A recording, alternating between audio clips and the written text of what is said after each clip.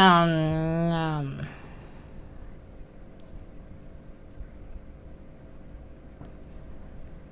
Hello সুন্দর, আসসালামু আলাইকুম। আজকে আসলাম আবার বগুড়ার ঐতিহ্যবাহী আলু ঘাটি নিয়ে।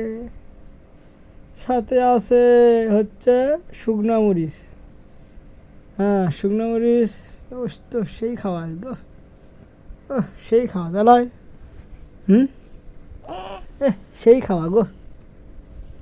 আরে থাম, থাম, শুকনো মরিচ খেয়ে শেষ করে দিল রে। তুই খাওয়া বা খাওয়া, কি খাওয়া রে আর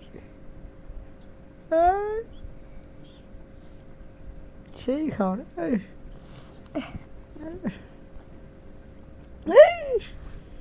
কি খাওয়া সেই স্বাদ, খালি কর্মর স্বাদ। আর পানিও খায় রে, আর পানিও খায়।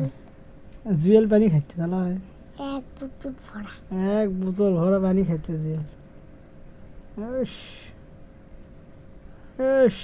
এমডি জুয়েল হাসান ব্লগ চ্যানেলে মাছ ভাজা বলে আছে রে। জুয়েল খা,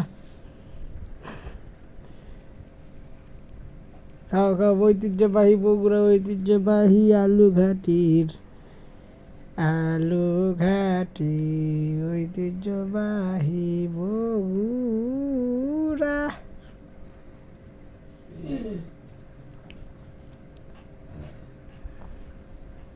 তরমুজ খা, তরমুজ খা, পেট ঠান্ডা থাকবি।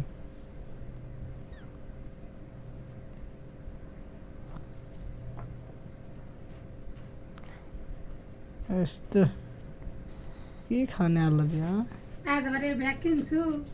কি খানে আলো কি আছে? 10 টাকা 20 টাকা তরমুজ, 10 টাকা ব্যাগ কিনছি। ব্যাগ প্যাকেট কম।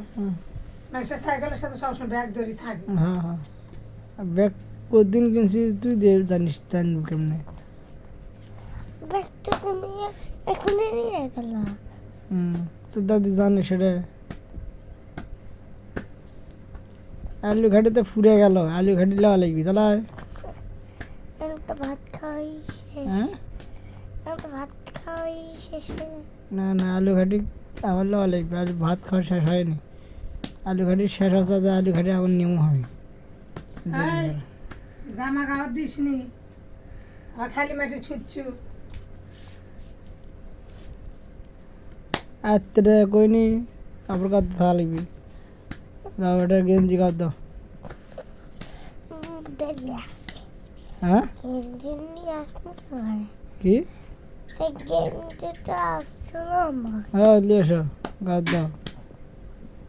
আউট।